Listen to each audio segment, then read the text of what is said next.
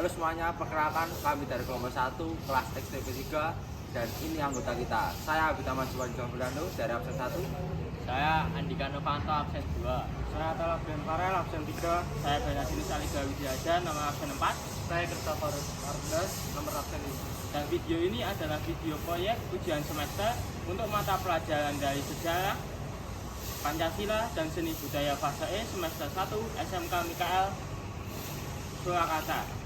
Semoga video ini bisa bermanfaat untuk kalian semua. Jadi pada saat ini kita sudah sampai di Museum Sangiran. Mari ikuti kita untuk melihat apa aja yang ada di Sangiran. Cek gitu. Pada kesempatan kali ini saya akan menjelaskan apa itu Museum Sangiran. Museum Sangiran adalah museum arkeologi yang terletak di Desa Regilan Kalijambe, Kabupaten Sragen, Jawa Tengah. Museum ini didirikan pada tahun 1974 yang mengkoleksi 14.000 item fosil, artefak dan peraga yang banyak ditemukan di situs Sangiran ini. Kekayaan ini dijadikan situs Sangiran menempati posisi teramat penting dalam kajian evolusi manusia. Bahkan Sangiran sudah menjadi salah satu situs warisan dunia UNESCO.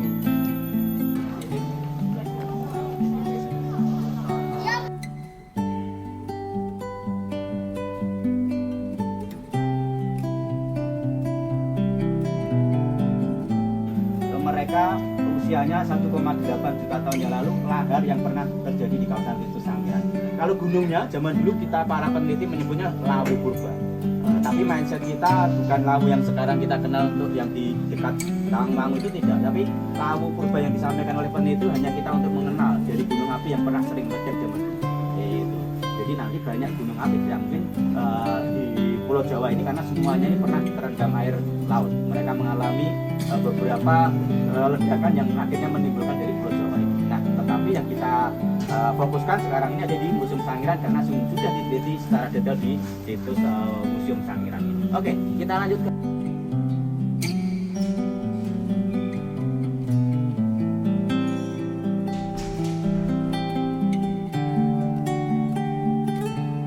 laut. Semuanya semua hidupnya hanya di air laut dan sampai hari ini masih hidup semuanya, tetapi di Sangiran sudah menjadi fosil di 2,4 juta tahun yang lalu. Ada senyum, ada koral, ada dari kerang yang besar. Ini kerangka. Nah, mereka asli banyak ditemukan di lingkungan Sangiran. Jika suatu wilayah ditemukan kerang yang seperti ini, berarti zaman dulu laut dalam. Sangiran termasuk laut dalam. Selain dari ini juga banyak ditemukan fosil ikan hiu. Nanti bisa kita lihat ikan hiu. Nah, ini mereka memastikan kalau dulu Sangiran pernah menjadi lautan. Dan ini moluska atau kerang-kerang di air rawa. Mereka asli banyak ditemukan. Ini hanya jaraknya sekitar 300 meter dari Museum Sangiran. Kita sudah menemukan suatu kawasan yang sangat luas isinya kerang-kerang seperti ini. Kalau orang Sangiran anggap ini sudah tidak ada artinya karena saking banyaknya. Mereka itu satu kawasan isinya ini semua, tanahnya itu isinya semuanya. Tetapi kembali lagi bahwa kita hidup di cagar budaya tidak boleh eksplorasi. Jadi mereka tidak boleh menggali, mencari fosil, merusaknya tidak boleh. Untuk melestarikan dari kawasan situs manusia purba. Sangiran itu sangat spektakuler sekali karena 50% spesies fosil yang ada di seluruh dunia bisa ditemukan di Sangiran. 50% spesiesnya, tidak banyaknya. Nah, bisa dimengerti. Jadi salah satu yang tidak pernah ditemukan untuk hari ini sampai hari ini itu adalah contohnya fosil dinosaurus saja. Nah, itu tidak pernah ditemukan di Indonesia atau di Sangiran. Mengapa kok dinosaurus tidak ditemukan, Mas? Karena mereka itu beda masa, eranya itu hidupnya mereka beda. Mereka itu hidup di 200 juta tahun yang lalu. Sedangkan tadi kita lihat kronologis historinya sejarah dari perubahan alam Sangiran, laut baru sekitar 2,4 juta tahun yang lalu. Jadi kita tidak seera dengan dinosaurus.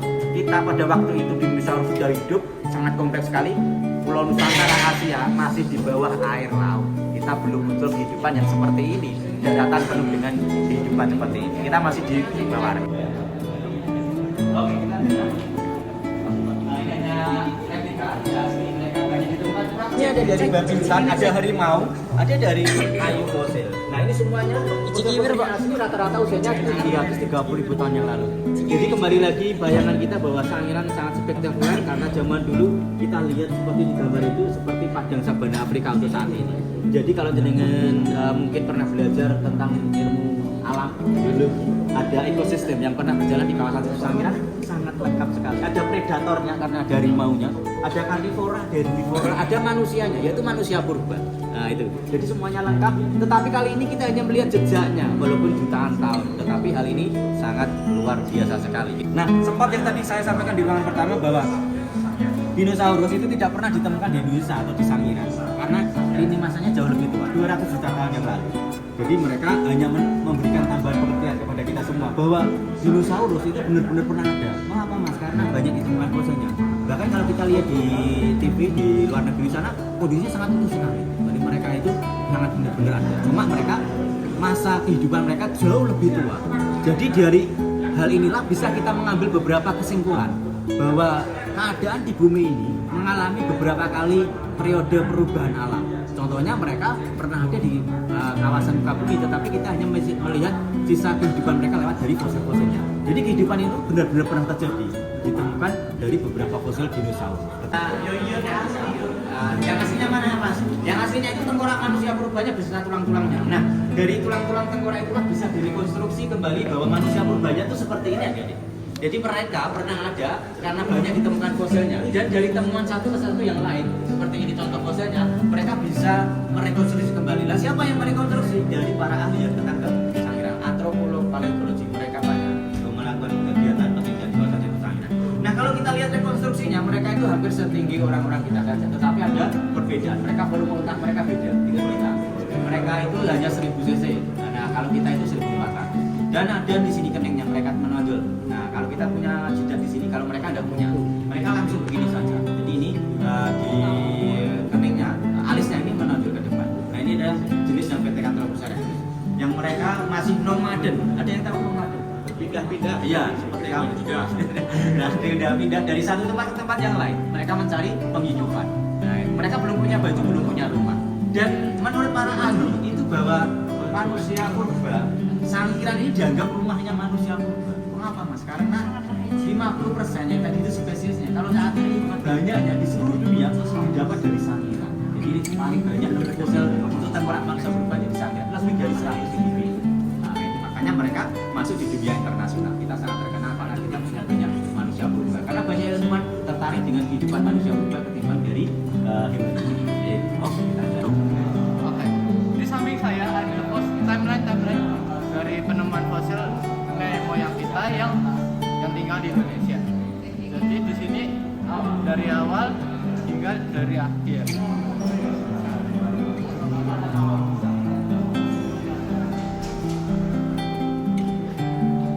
Dalam migrasi atau perpindahan dari Homo erectus terdapat dua teori, yaitu yang pertama teori kesinambungan setempat dan teori yang kedua adalah penggusuran. Teori yang pertama yaitu kesinambungan setempat, yaitu teori yang menyatakan bahwa manusia modern berasal dari Homo erectus yang menghuni dan berevolusi di berbagai tempat di dunia. Karena itu orang Kaukasioid atau Eropa pada umumnya berasal dari Homo erectus yang berevolusi Eropa, Negroid, dan Homo erectus berevolusi di Afrika. Orang Mongoloid berasal dari Homo erectus dari Cina, dan orang Australoid atau aborigin Australia dari Homo erectus di Asia Timur dan Indonesia. Sedangkan jika kita melihat dalam teori penggusuran atau replacement teori itu yaitu berpendapat bahwa semua manusia modern berasal dari Homo erectus yang berevolusi menjadi Homo sapiens di Afrika. Dari sini mereka lalu tersebar luas ke berbagai dunia dan menggantikan Homo erectus yang terlebih dahulu bermigrasi dan hidup di berbagai tempat di dunia. Homo erectus di luar Afrika semuanya punah. Secara genetika telah dibuktikan bahwa seluruh manusia di dunia berasal dari satu ibu yang dulunya tinggal di Afrika.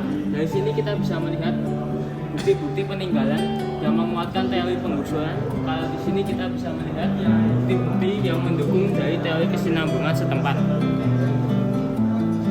Di sini saya sudah berada di depan peta migrasi perpindahan Homo sapiens dan Homo erectus.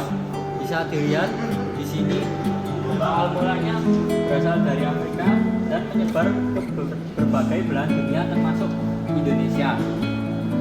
Maka dari itu Homo erectus disebut sebagai manusia penjelajah dunia yang pertama. Menurut kelompok kami, teori yang paling relevan adalah teori dari Yunan. Dikarenakan nenek moyang di Indonesia berasal dari Yunan, Cina bagian selatan, yang kemudian menetap di Pulau Kalimantan dan Sulawesi. Hal ini diperkuat dengan teori Robert von Däniken berpendapat nenek moyang Indonesia bangsa Indonesia dari Yunan, Cina Selatan. Pada sekitar 5.000 tahun yang lalu, penduduk Formosa yang berbahasa Austronesia mulai bermigrasi ke Pulau Filipina dan selanjutnya menghuni Borneo dan Sulawesi sekitar 4.500 tahun yang lalu. Dari sini mereka menyebar ke barat atau Sumatera Selatan, ke Jawa, ke timur, ke Maluku dan Papua, ke Tenggara, ke Nusa Tenggara, sehingga sekitar 4.000 tahun lalu Kepulauan Nusantara telah dihuni para penutur Austronesia yang kemudian menjadi cikal bakal bangsa Indonesia.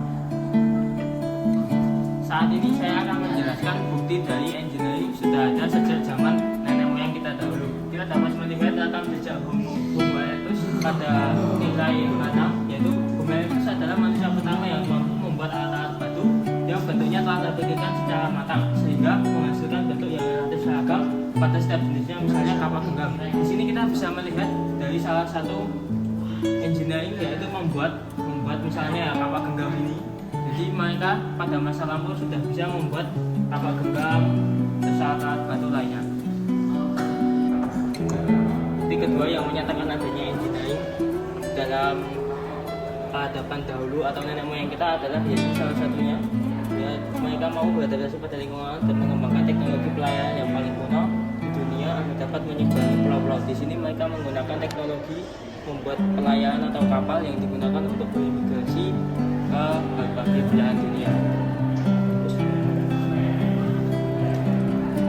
Bukti yang ketiga adanya engineering dalam masa nenek moyang kita adalah ditemukannya artefak-artefak yang ada di Sangiran ini yang membantu dalam kehidupan mereka. Yang mereka ini menciptakan alat-alat yang membantu misalnya dalam berburu atau membuat masakan seperti batu ini dan juga alat yang ada di sana. Dan juga alat-alat yang ada di sebelah sini.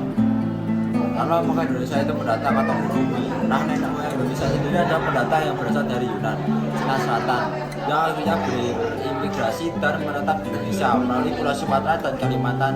Bisa dilihat dalam rekam jejak di belakang saya.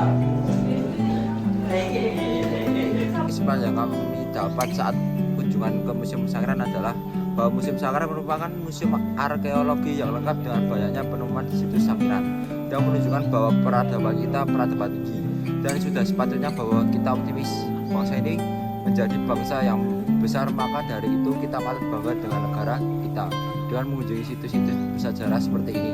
Dengan kunjungan ini kita menjadi lebih tahu sejarah peradaban bangsa kita serta kekayaannya. 3. Oke, pada kesempatan terakhir ini saya akan mewawancara untuk pertanyaan pertama. Untuk aktivitas sehari-hari apa saja ya? Untuk aktivitas sehari-hari tadi.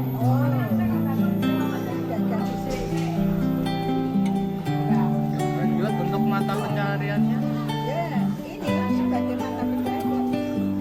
Kalau mata pencaharian biasanya warga di sini selain berjualan atau apa aja?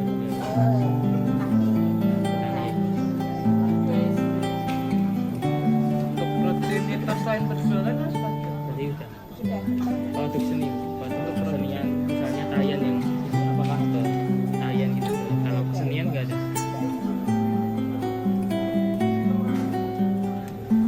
Udah. Terima kasih. Nilai-nilai yang kami dapat setelah kunjungan ini adalah Yang pertama semangat kerjasama, yang kedua kekompakan, Yang ketiga, kedisiplinan. yang keempat percaya diri dan sikap menghormati. Sekian video dari kami, semoga bermanfaat dan terima kasih.